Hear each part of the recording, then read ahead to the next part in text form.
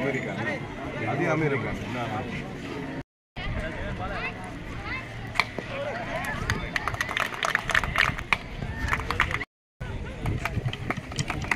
జిల్లా స్థాయిలో చాలా పోటీపడి పాఠశాలలు ఇప్పటికి గుర్తుంది. అక్కడ బ్యాడ్మింటన్ కోర్టు ఉంటుండే, ఇక్కడేమో వాలీబాల్ కోర్టు ఉంటుండే. ఇవన్నీ కొత్త బిల్డింగ్స్ ఇవన్నీ. అప్పుడు మాకంటే ముందు జనరేషన్ అంటే మా ఫాదరు వాళ్ళ ఆ జనరేషన్లో అక్కడ బ్యాడ్మింటన్ ఆడడం కూడా మేము చూసినాం వచ్చినప్పుడు. తర్వాత వాలీబాల్ ఆ రోజు ఎంత పోటీతత్వంతో మంచి ఆహ్లాద వాతావరణంలో ఇక్కడ పోటీలు జరుగుతుండే. తర్వాత కాలక్రమంలో మరి ప్రపంచీకరణ కారణమా లేకపోతే ఈ సెల్ ఫోన్ల కారణమా నాకు తెలియదు, కానీ ఆటల పట్ల ఆసక్తి తగ్గింది. వేరే వ్యాపకాల పట్ల పిల్లలకు మోహం పెరిగింది.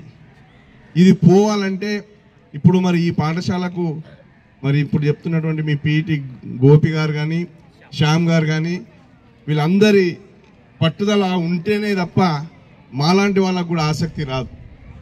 ఎందుకంటే ఏదో ఒక ప్రయత్నం జరుగుతున్నప్పుడు ఫలితం వస్తున్న ఆశ ఉన్నప్పుడే మేము ముందరికి వచ్చి మరి ప్రయత్నం చేస్తాం. ముఖ్యంగా ఇట్లాంటి సాఫ్ట్ బాల్ విషయంలో వచ్చినప్పుడు ఈ సాఫ్ట్ బాల్ అనేదే అందరికీ కొత్తగా. మా చిన్నప్పుడైతే ఈ సాఫ్ట్ బాల్ అనేది తెలియదు.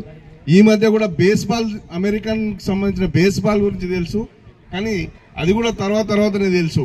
మాకు తెలిసింది ఆ రోజుల్లో వాలీబాల్, ఖోఖో మరి ఇలాంటి గేమ్స్ మేము చూసినాం. బ్యాడ్మింటన్ తర్వాత క్రమంలో మళ్ళీ మేము చిన్నప్పుడు 80sలో మళ్ళీ క్రికెట్ అనేది స్టార్ట్ అయింది.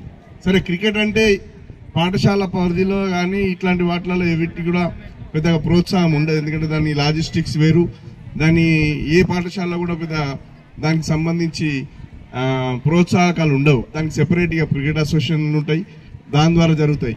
కానీ పాఠశాలలో ఉండే ఆటలు మాత్రం ఈ ఆటలే ఆడేవాళ్ళం. మరి ఈరోజు మరి దీనికి ఉన్నటువంటి చరిత్ర, దీనికి ఎట్లా మన ఇండియాలో ప్రోత్సాహం లభిస్తుంది, ఈ ఆట పట్ల ఎట్లా ఆసక్తి పెరుగుతుంది, దానికి ప్రభుత్వ పరంగా ఎలాంటి మరి ప్రోత్సాహాలు ఇస్తున్నారు, మరి పిల్లల్లో అలాంటి ఆసక్తి పెరుగుతుందా లేదా అన్న విషయాల పట్ల మాకు కూడా అవగాహన లేదు. కానీ ఎక్కడైనా అని ఏదైనా ఎదుగుదల జరగాలంటే ఎక్కడి నుంచి ఒక దగ్గరికి వెళ్ళి స్టార్ట్ కావాలి. మరి ఈ ప్రాంతంలో మాసాయిపేటకి వెళ్ళి స్టార్ట్ అయ్యి మరి మాసాయిపేట పాఠశాల నుంచే మరి ఈ ఆటకు ప్రోత్సాహం లభించి రేపు కూడా చరిత్రలో మాసాయిపేట సాఫ్ట్ బాల్కు కేంద్ర బిందువుగా అయితే అత్యంత సంతోషపడే వ్యక్తుల్లో నేనొక్కని.